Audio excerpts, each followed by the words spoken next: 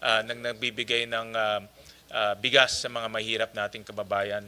Marami sa ating it's simpleng programa pero napakahalaga dahil marami sa ating mga kababayan, lalo na yung mga nasa malalayong lugar, pumapasok ng eskwelahan ng gutom at hindi sila natututo.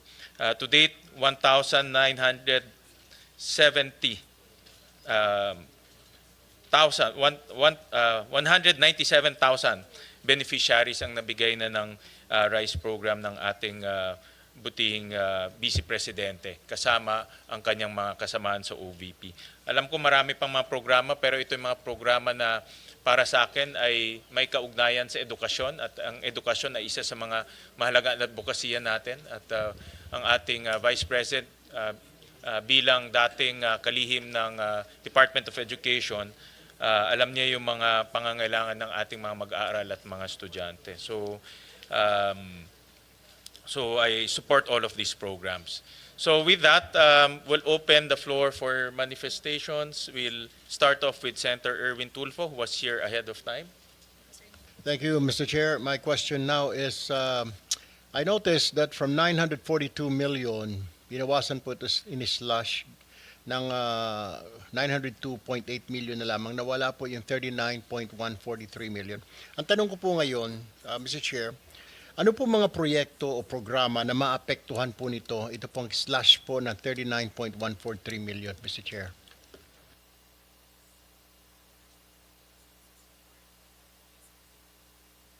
Mr. Chair, may I be recognized?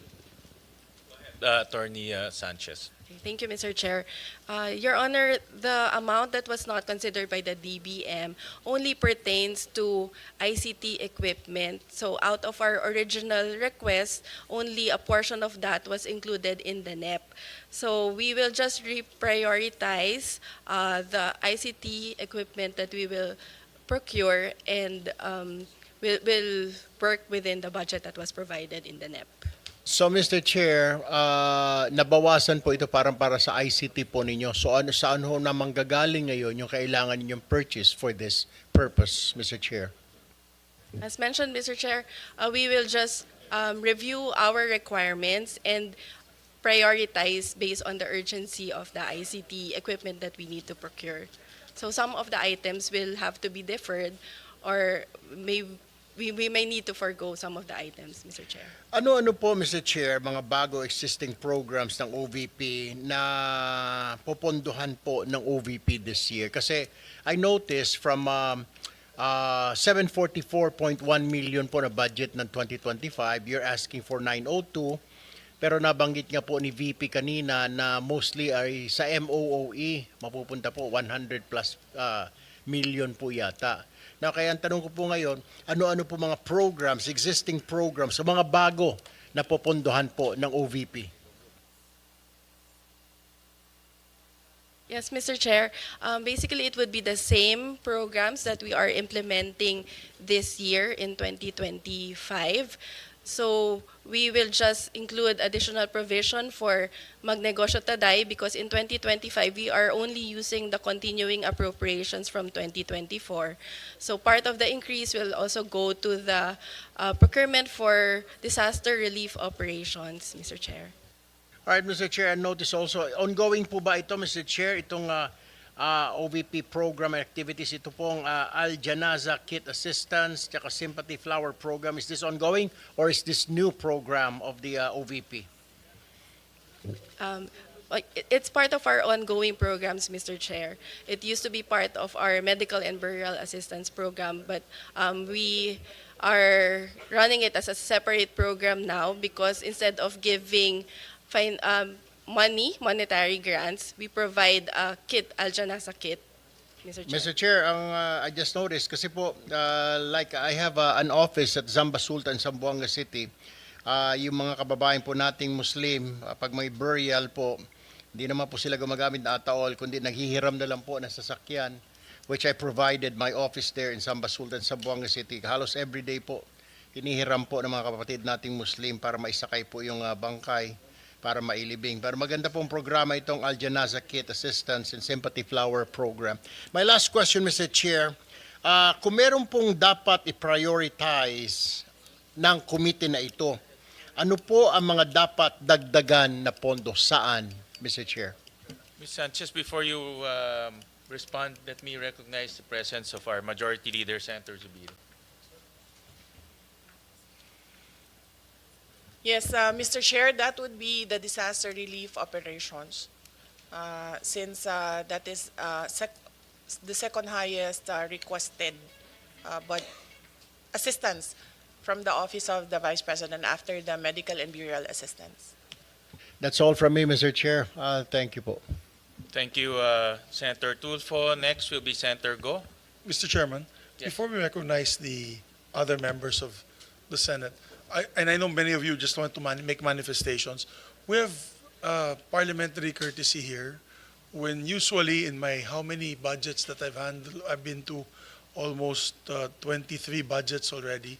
Pag bisita po ng Office of the Vice President and President, we give them parliamentary courtesy, and usually their budgets, and in this case, the budget of the Vice President is already a lean and mean budget. Hindi, wala na pong dagdag, kawawa nga, di ba po, Mr. President? So maybe we can afford them the courtesy that we can approve the budget, of course, after the manifestations on the part of the leadership of the Senate. We'd like to extend that courtesy to the Office of the Vice President.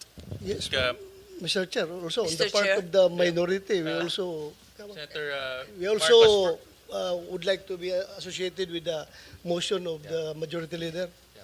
Senator Marcos. That was my question, Mr. Chair. Is that a motion that we therefore endorse the budget of the Vice President from the subcommittee to the Mother Committee of Finance?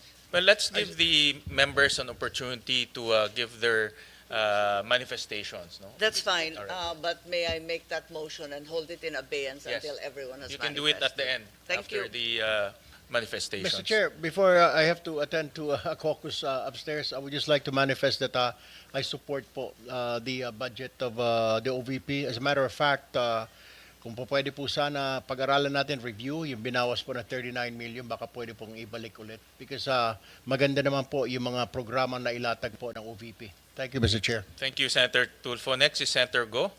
Salamat, Mr. Chair. I also hope we could accord parliamentary courtesy to the Vice President and approve her office budget swiftly. Mr. Chair, distinguished colleagues, and to Vice President Sara Duterte, good day. Mr. Chair, I just want to express my strong support for the proposed budget of the Office of the Vice President for 2026. As a proud Dabawenyo, I have witnessed firsthand the remarkable work of the Vice President when she was still the mayor of Davao City, and when she became Vice President, and I sincerely believe Vice President Duterte's initiatives have been instrumental in helping this government uplift lives and promote the welfare of all Filipinos. Tiwala po ako sa ating Vice Presidente at sigurado po ako na nagagamit po ang pondo ng bayan sa tama. Sa totoo lamang po, matagal po ako nagtrabaho kay former President Duterte at naabutan ko po nung siya po ay naging vice mayor ng Davao, si Vice President Sara. Kung stricto po si dating mayor, dating Pangulong Duterte sa panggobyerno, mas stricto po si VP Sara. At alam ko pong magagamit talaga ang pondo para sa pantulong sa ating mga kababayan, kesa naman po napupunta lang sa flood control, nagatasan po ng ilang mapagsamantala. Sa mga nakaraang taon, nagkaroon ng OVP na mga programang nagbibigay ng tunay na benepisyo sa ating mga mamamayan. From medical assistance to relief operations, educational support, pangkabuhayan programs at libreng sakay among others. Sa totoo lamang po itong libreng sakay ay atin rin po itong sinusuportahan in my own small way po. The Medical and Burial Assistance Program has assisted more than 187,000 beneficiaries when it was still given funding. In 2024, the OVP was able to distribute more than 144,000 to individuals in need. The Magnegosyo Taday program has given entrepreneurial opportunities such as livelihood assistance and training programs to various marginalized individuals and groups. The OBP has always stood ready to assist during disaster relief operations, having able to provide relief goods to disaster-stricken areas and assist more than 200,000 individuals. Nakikita ko rin po ito dahil ako mismo, umiikot rin po ako sa mga tinatamaan po ng bagyo. The OBP also has the Libreng Sakay program, which has served over 1 million passengers in Metro Manila, Bacolod, Cebu, and Davao. Ito po yung nabanggit ko kanina na atin pong sinusuportahan. For this year, 2025, we push to restore the funding. For the record lang po, Madam Vice President, meron lang po akong ibabanggitin sa inyo. For this year, ibig sabihin ito po yung last year na budget deliberation. Gusto ko lang po ipakita sa screen yung 2025 NEP ninyo na proposed budget. Sandali lang po, ma'am. Gusto ko lang i-share po sa inyo. 2025.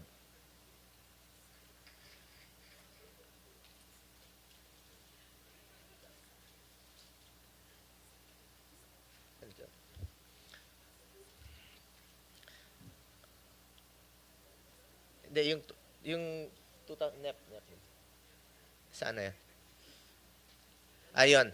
Yung 2025 na NEP ninyo, yun po yung proposed budget ninyo for this year sa 2025. Pagdating po rito, after the GAB, ibig sabihin, after dumaan po sa lower house, ginawa pong 733 million. So, ibig po sabihin na nabawasan po pagdating dito sa Senado. Ito po yung sa 2025.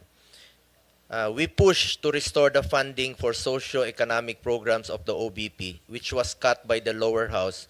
Dahil alam natin na malaking tulong po ito sa mahalagang programa po ng OBP na may direktang benepisyo sa ating mga kababayan. From the proposed 2 billion in the NEP, the OBP only received 733 million in the 2025 GAA. Hindi po napondohan at binawasan po ang pondo sa mga programa na pangtulong po sa ating mga kababayan. In fact, I wrote a letter to then Finance Chair Senator Grace po to restore funding for the OBP. Nakakalungkot lang po na hindi ito napagbigyan. Majority rules dito at minsan po'y small bycam po ang nagdi-decide. Marami po sanang matutulungan ito kung na-approve po itong budget. Ma'am, ayan po yung sulat ko for yung last year po. Sa totoo lang po, inihalal po ang Vice President hindi lamang para umupo sa pwesto at maging spare tire.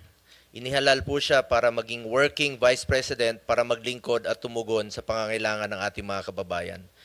That is why for next year, I urge the Senate to support the budget of the OVP in full. Napakaliit po ng increase. 1% lang po. Pero alam naman natin na marami pong matutulungan. Kung pwede lang po, Mr. Chair, kung allowed po ito, bawasan po ang budget ko sa opisina sa Senado. Kahit konti, ilagay na lang po sa OBP. Mr. Chair, lahat tayo na sa gobyerno, public servants, we are meant to serve the Filipino people. Basic mandate po ang tumulong, lalo na po sa mga nangailangan ng social services. Nakikita ko po yan, mahaba po ang pila sa kanya mga satellite office. We must further empower and help BP's office to respond to the needs of the Filipino people, especially the marginalized sector. Muli, nais ko pong ipahayag ang aking suporta para sa budget ng OBP. Alang-alang na lang po sa mga kababayan nating mahirap, let's support her to be a working Vice President. Maraming salamat po. Maraming salamat, Senator Go. Next is Senator Marcos. Yes, karangalan at ligaya ko na makasama sa ibang mga project na ito. Kaya alam ko na talagang magaganda at tulong sa ating mga mamamayan ang ginagawa ng OVP. Bilyon-bilyon ang naririnig nating na hinahatid na tinatawag na basura doon sa flood control. Kung tutuusin, wala pang 1 bilyon ang hinihingi ng OVP. Barya lang po ito, ibigay na po natin, dagdagan pa. At dahil dito, nagmotion na po ako na sana ipasa na natin at i-endorso na sa malaking komite. So, Mr. Chairman, if I may, So there was a motion duly seconded by Senator Amy Marcos. I made that motion earlier. Of course, with the amendment that yung budget daw ni Senator Bongo, idagdag natin sa OVP. Kasi siya na mismo nag-offer, Mr. President. So you can make that amendment in the budget para madagdagan sila. I so move, Mr. Chairman. Second the motion, Mr. Chairman. Senator Padilla, do you have any before I act on that, I know that you have my manifestation. Maraming salamat po. Sinusundan ko na po ang sinambit ni Senator Marcos at si How about Senator Zubiri. Yeah, thank you. Senator Estrada, before I act on the motion, Well, first of all, I Second. fully support the budget of the Office of the Vice President. And then I would like to associate myself again with the statement of Senator Bongo. Total naman, meron nagsabi ni isang senador na malaki insertion natin. Ibigay na natin sa Office of the Vice President para maging working Vice President siya. thank you for that manifestation. There's a motion made by our Majority Leader and Senator Marcos, duly seconded by Senator Bato, Senator Padilla, Senator Estrada. Is there any objection? Hearing none, the budget of the Office of the Vice President is now deemed submitted for plenary's consideration. So, congratulations. Thank you very Thank much, you, Madam Vice Mr. President. Chair, and thank you, members of the Senate. Maraming salamat. Thank you. This Salamat. budget briefing is hereby suspended.